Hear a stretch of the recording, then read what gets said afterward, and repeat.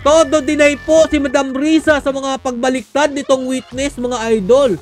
Binayaran po ako ni Sen. Risa Ontiveros para mag-testify laban kay PRRD, BP Sara at kay Pastor Apollo C. Kibuloy.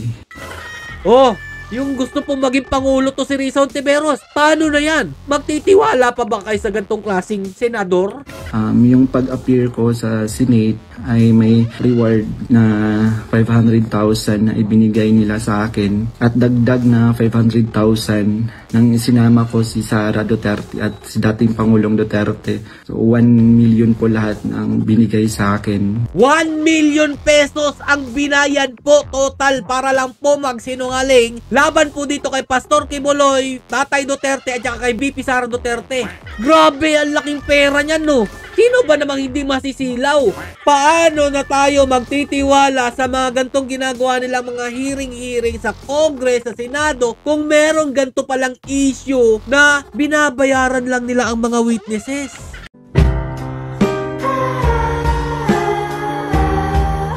Yo, what's up mga lods? It's Miguel Peps TV. Welcome back po sa ating channel. Hindi po talaga maaaring matago ng habang buhay ang lahat po ng mga kabulastugang ginagawa po nitong administrasyon ni Marcos Jr.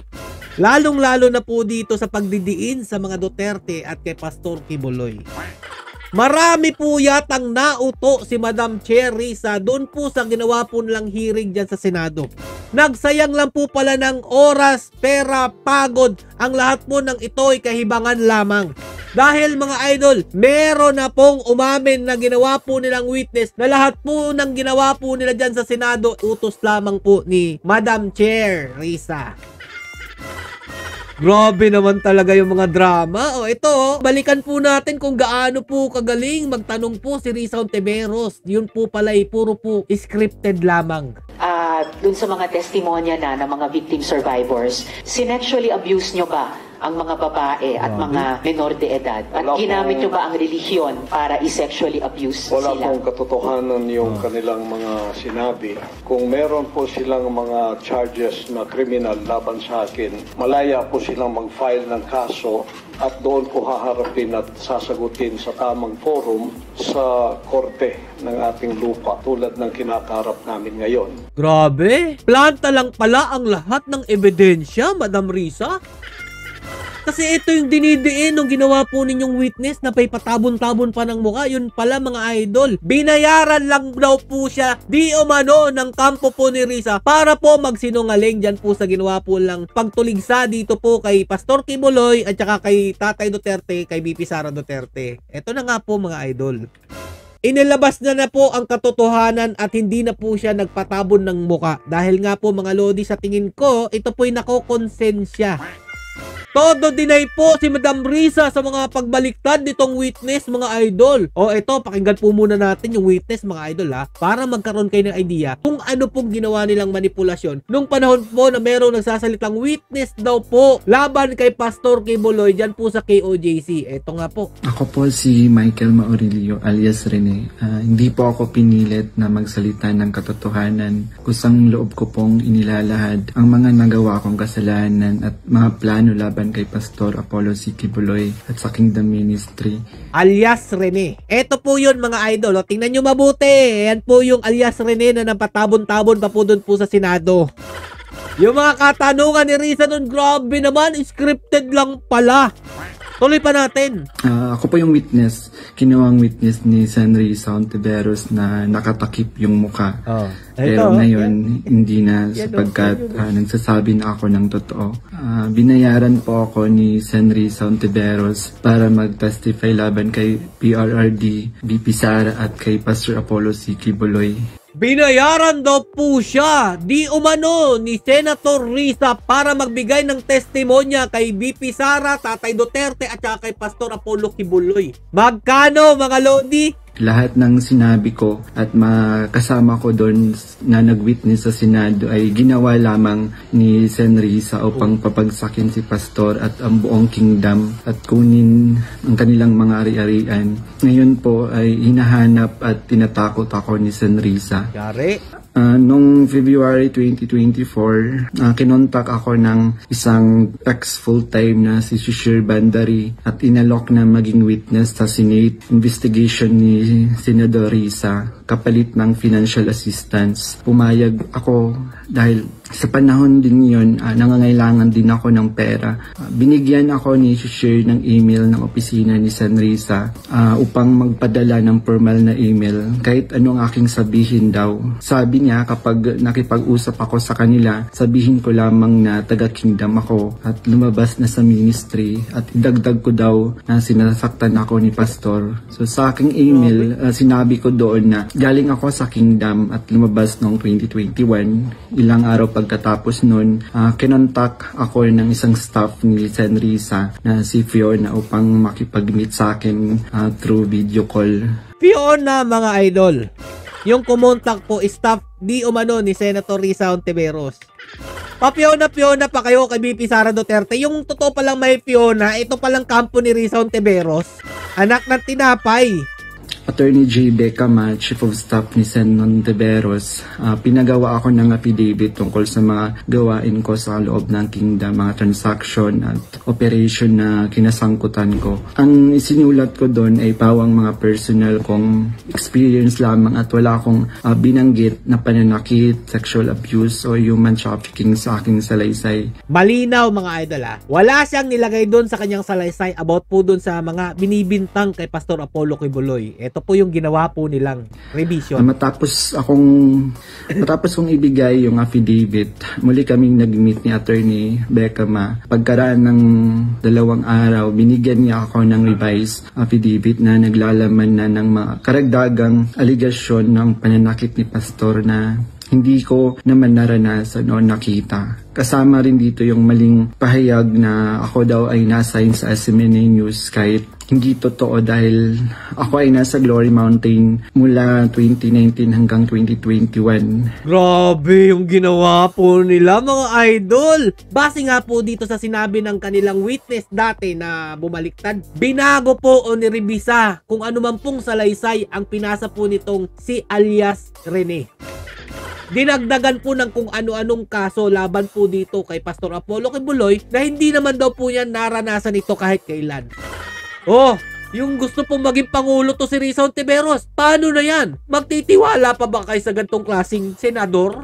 Nandun din yung ligasyon na sa di umano ay nasaksihan ko tungkol sa mga baril na sangkot sina Sara Duterte at dating Pangulong Rodrigo Duterte na hindi naman totoo dahil wala naman akong nasaksihan na ganoong pangyayari. Pinilit din akong idagdag yung pangalan ni na Senador Bongo at Senador Bato de la Rosa sa affidavit kapalit ng mas malaking halaga ng pera. Pero hindi ko na sila isinama kasi baka umattend sila sa hearing at magtanong at corner ako. Yung pag-appear ko sa Senate ay may reward na 500,000 na ibinigay nila sa akin at dagdag na 500,000 nang isinama ko si Sara Duterte at si dating Pangulong Duterte. So 1 million po lahat ng binigay sa akin. 1 million pesos ang binayad po total para lang po magsinungaling laban po dito kay Pastor Kibuloy, Tatay Duterte at saka kay BP Sara Duterte. Grabe, ang laking pera niyan, no? Sino ba namang hindi masisilaw? Kung ikaw ay nangingailangan ng pera, talagang papatusin mo yan.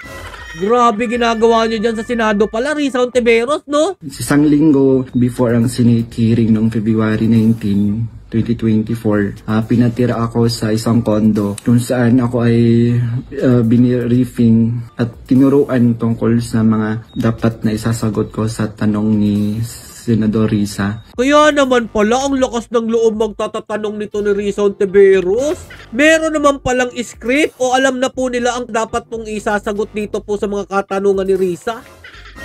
Paano na tayo magtitiwala sa mga gantong ginagawa nilang mga hearing sa Congress, sa Senado, kung meron ganto palang issue na binabayaran lang nila ang mga witnesses? Paano pa tayo magtitiwala sa ating mga public servant kung ganito po pala ang ginagawa nilang pagmamaniobra para lang po manira ng isang kapwa Pilipino? So eto mga Lodi ha, mega explain po si Madam Cherry sa Ontiveros ngayon. Ukol nga po dito sa kinanta ng kanyang dating testigo na sigurado po kung nakonsensya, kaya po sinabi po niya ang lahat ng katotohanan. Ito po ang sinabi niya 23 hours ago, simula po nung nakita ko po itong post na to kanina. Senator Risa Ontiveros, naka blue check pa yan mga idol ha. Statement on the falsehoods being spread by the former Senate hearing witness. Kasinungalingan ang mga alegasyon ngayon mula sa pagkakakilalang dating testigo ng pagdinig ng Senado ukol sa krimen ni Pastor Apollo Quiboloy. Sangkaterba ang ebidensya ng aking opisina na mapapatunay na gawa-gawa lang ang pahayag ngayon ng taong iyan. All witnesses presented during the Quiboloy Senate hearing freely and voluntarily offered their testimonies and the evidence they carried. Wow! Ayan, may ebidensya daw si Madam Risa. Lahat ng iyan ay may paper trail and readily corroborated by multiple agencies and officials. Handa rin kami ilabas ang iba't ibang screenshot at video sa tamang panahon. We have reason to believe that this individual has been coerced or paid off to derail the ongoing criminal proceedings against Quiboloy and disturbingly threatened by staff and the witnesses who spoke out against Quiboloy's heinous crime. Ganyan sila kadesperado. We are preparing our serious legal response against this act, harassment and intimidation. Hindi namin palalampasin ang mga nasa likod ng pananakot na ito. Wow! Grabe no? Ang tapang pa ni Risa Ontiveros dito kahit na booking na eh. Meron daw po silang mga ebidensya na magpapatunay na kasinungalingan daw po itong mga sinasabi ng dating witness na si alias Rene. Siyempre, alam nyo na yan, planado nyo na yan, papipirmahin nyo yan na sila po ay kusang loob na pumunta. Base nga po dito sa sinabi dito, meron po siyang sariling salaysay na ipinasa sa inyo. Pero syempre mga idol, niribisa nila ito at dinagdagan nila ng patong-patong na kaso laban po kay Pastor Quiboloy at saka po dito po ay BP Sara at saka Tatay Duterte. Booking na kayo. Nag-e-explain pa eh, no? Meron pa siyang pahabol mga idol. Sabi niya dito, 14 hours ago naman po ito. We have reason to believe that this Michael has been coerced or paid off to derail the ongoing criminal proceeding against Quiboloy. Sinabi niya na yun sa umpisa eh. Inulit niya naman ngayon. Nagpapahalata talaga na apektado, kabadong na. So, ito yung si alias Amanda at saka si alias Jerome, sinabi din dito mga Lodi ni alias Rene na hindi rin daw po totoo ang mga salaysay na binitawan nito at binayaran lang din daw po nito pong kampo ni Risa Ontiveros. So paano na yan? Lahat ng mga binibintang nyo kay Pastor Apollo Quiboloy, wala na. Puro gawa-gawang kwento lang yan.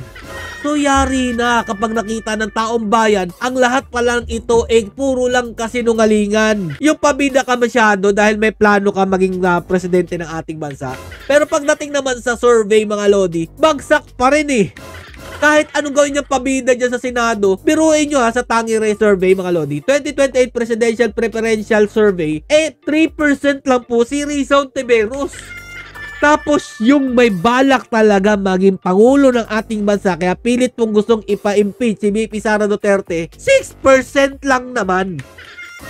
So anong tsansa mong mananalo ka dito kay BP Sara Duterte? Kung ito mga Lodi, ang margin of error nila minus of plus 2.15%, napakalayo pa rin po kahit po si Leni Robredo pa tumakbo. Tapos gusto nyo maging presidente si Risa Ontiveros, may pasigaw-sigaw pa for next president. Kahit nga mag-vice president yan mga idol, hindi pa rin po yan papalarin eh. Dahil Senator Bongo, ang katangi-tanging magiging vice president, katandem yan ni BP Sara Duterte. Kung hindi man natuloy yung Duterte go nung nakaraan, sigurado sa 2028, sure win na po itong dalawang ito kapag nag-tandem po. Kaya Risa Ontiveros, please lang, ilabas mo na yung mga ebidensya na sinasabi mo. Dahil kapag hindi po nagtugma yung mga ebidensya na sinasabi mo, siguradong lahat ng mga binibintang nyo kaila Pastor Apollo Quiboloy, PRRD, BP Sara Duterte, mabubura yan dahil sa ginawa nyong pagmamaniobra dito nga po pala sa inyong gawa-gawang kwento. Abangan pa po natin ang race back po ni Risa Ontiveros. Stay safe and God bless you all. Duterte pa rin. Bleh.